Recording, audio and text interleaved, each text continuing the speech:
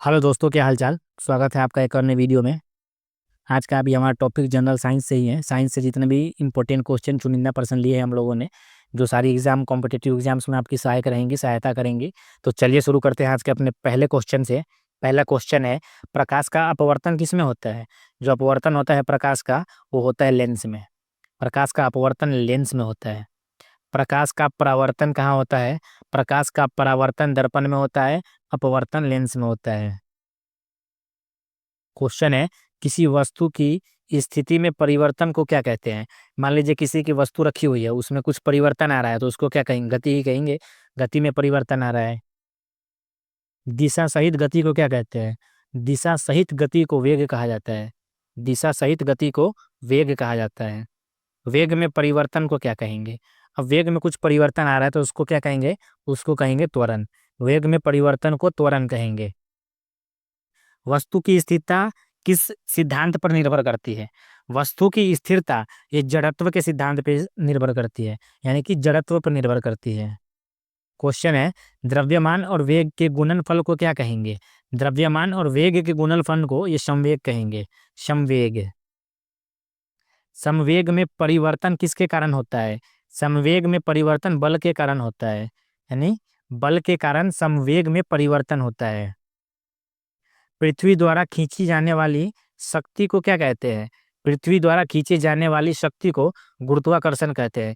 किसी भी चीज को हम आसमान की तरफ फेंकेंगे तो वो धरती की तरफ आएगी, क्यों, वो गुरुत्वाकर्षण बल की तरफ नीचे आ रही है। तो किसी भी जो पृथ्वी द्वारा खींची गई कोई भी व्यक्ति होती है, कुछ भी शक्ति जो ऊपर से नीचे आ रही है, वो गुरुत्वाकर्षण के कारण ही होती है। बल और विस्थापन का गुणनफल फलन क्या कहलाता है। बल और विस्थापन का गुणनफल ये कार्य कहलाता है। कार्य करने की क्षमता क्या कहते हैं। किसी कार्य करने की क्षमता को ऊर्जा कहते हैं। अगर किसी भी कार्य कार्य को हम कर रहे हैं तो उसमें ऊर्जा लगा रहे हैं, तो कोई सा भी कार्य जो करते हैं वो ऊर्जा से ही करते हैं, तो कार्य की क्षमता को ऊर्जा कहा जाता है। समय में कार्य की दर को क्या कहते हैं। समय में कार्य की दर को शक्ति कहा जाता है। की मात्रा में मापने की इकाई क्या है। गर्मी की मात्रा को मापने की इकाई तापमान कहलाता है। टेम्परेचर। ऊष्मा किसके कारण प्रभावित होती है। ऊष्मा ये ताप भेद के कारण, तापमान भेद के कारण होती है। ऊष्मा तापमान भेद के कारण प्रभावित होती है। क्वेश्चन है, विद्युत धारा को सरलता से प्रवाहित होने के लिए कौन सा पदार्थ को, क्या मतलब जो पदार्थ होते हैं उसको क्या कहते हैं, तो उसको चालक कहते हैं। विद्युत धारा को सरलता से प्रभावित करने वाले पदार्थ को चालक कहा जाता है। जो विद्युत धारा प्रभावित नहीं करते उसे क्या कहते हैं। विद्युत धारा जो प्रभावित नहीं करते उससे चालक, कुचालक कहते हैं। और जो करते हैं विद्युत धारा, उसे चालक कहते हैं। जो विद्युत धारा प्रभावित नहीं करते उसे कुचालक कहते हैं। किसी वस्तु के मूल आकार में लौटने की क्षमता क्या कहलाती है। ये प्रत्यवस्था कहलाती है। किसी वस्तु के मूल आकार में लौटने की क्षमता को प्रत्यवस्था कहते हैं। द्रव्यमान और आयतन का अनुपात क्या कहलाता है। द्रव्यमान और आयतन का अनुपात ये घनत्व कहलाता है। घनत्व बोले तो डेंसिटी। बल प्रति क्षेत्रफल को क्या कहते हैं। बल प्रति क्षेत्रफल को दाब कहते हैं। प्रकाश की दिशा में परिवर्तन को क्या कहते हैं। प्रकाश की दिशा में परिवर्तन को परावर्तन करते हैं। प्रकाश की दिशा में कुछ परिवर्तन हो रहा है तो उसे परावर्तन कहेंगे। माध्यम बदलने पर प्रकाश के झुकाव को क्या कहेंगे। माध्यम बदलने पर प्रकाश के झुकाव को भी अपवर्तन ही कहेंगे। प्रकाश की सीधी रेखा में गति को क्या कहते हैं। प्रकाश की किसी सीधी रेखा में गति को विवर्तन कहा जाता है। विवर्तन। कंपन से उत्पन्न ऊर्जा को क्या कहते हैं। कंपन से उत्पन्न किसी ऊर्जा को ध्वनि कहा जाता है। मान लीजिए बोल रहे हैं तो ये कंपन ही हुआ ना, कंपन उत्पन्न हुआ यानी कि ध्वनि उत्पन्न हो रहा है। ध्वनि किस रूप में चलती है, तो ध्वनि एक तरंग के रूप में चलती है। ध्वनि जो है, हमारी जो ध्वनि है एक तरंग के रूप में चलती है। ध्वनि की तीव्रता बढ़ने की क्रिया को क्या कहते हैं।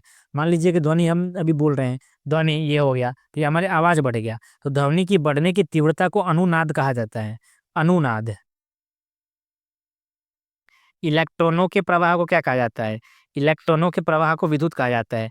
तार है, जैसे वायर है, इसमें इलेक्ट्रॉन बह रहा है। इलेक्ट्रॉन यानी कि विद्युत यानी कि बिजली बह रहा है ये, ठीक है। तो इलेक्ट्रॉन के प्रवाह को विद्युत कहा जाता है। विद्युत प्रवाह की मात्रा क्या कहलाती है? विद्युत प्रवाह की मात्रा धारा कहलाती है। अब कुछ ये जा रही है तो कुछ धारा ही तो है, ये एक प्रकार की धारा ही तो है। तो विद्युत की जो प्रवाह होती है ना, उसकी मात्रा को धारा कहते हैं। विभवांतर की इकाई क्या है? विभवांतर की इकाई वोल्ट है। वोल्ट विभवांतर की इकाई है। विद्युत प्रवाह में अवरोध को क्या कहते हैं? विद्युत के प्रवाह में अवरोध को प्रतिरोध कहा जाता है। अवरोध हुआ, वहां प्रतिरोध कहा जाता है। प्र- प्रतिरोध की इकाई क्या है? तो प्रतिरोध की इकाई ये ओम है। ओम को प्रतिरोध की इकाई कहा जाता है। आकर्षण की शक्ति रखने वाला पदार्थ क्या कहलाता है? आकर्षण की शक्ति रखने वाला चुंबक है। मान लीजिए एक चुंबक यहाँ पे है, एक चुंबक यहाँ पे है। ये दोनों आपस में आकर्षित होंगे। आकर्षित होंगे तो ये आकर्षण की शक्ति हुई, तो इसी आकर्षण की शक्ति को चुंबक कहते हैं। प्रकाश उत्पादन करने वाला यंत्र क्या है? प्रकाश को जो उत्पादन करने वाला यंत्र है, उसे बल्ब कहते हैं। बल्ब से प्रकाश उत्पन्न होती है। विद्युत ऊर्जा उत्पन्न करने वाला यंत्र क्या है? ऊर्जा उत्पन्न करने वाला यंत्र जनित्र है, यानी जिसे जनरेटर कहा जाता है। चुंबकीय क्षेत्र में प्रवाह परिवर्तन से उत्पन्न धारा को क्या कहा जाता है? चुंबकीय क्षेत्र में प्रवाह परिवर्तन से उत्पन्न धारा को प्रेरण कहा जाता है। प्रेरण। विद्युत तत्वों के संयोजन को क्या कहते हैं? विद्युत तत्वों के संयोजन को परिपथ कहते हैं। परिपथ। परिपथ को चालू या बंद करने वाला यंत्र क्या है?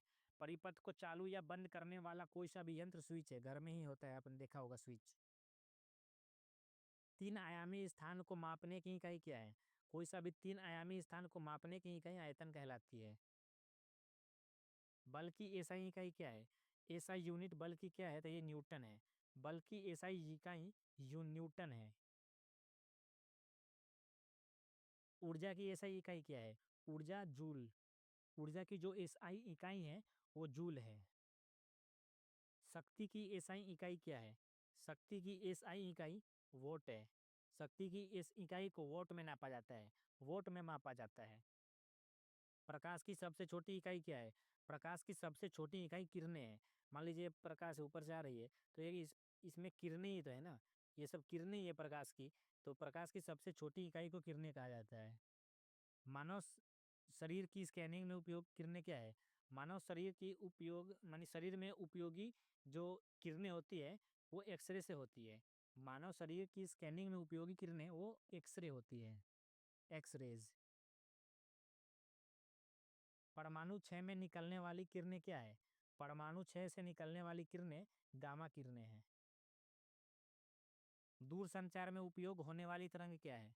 दूर संचार में उपयोग होने वाली तरंग रेडियो तरंग है। रेडियो तरंग के माध्यम से दूर संचार होता है। जैसे मान लीजिए एक ये लंदन में है, लंदन तो नहीं, मान लीजिए इंडिया में ही कहीं पे, मान लीजिए ये पटना में है, ये छपरा में है। ये जो बात कर रहे हैं, रेडियो तरंगों के माध्यम से ही तो बात हो रही है ना। प्रकाश की तीव्र किरण क्या कहलाती है? प्रकाश की तीव्र किरण ये लेजर कहलाती है। लेजर।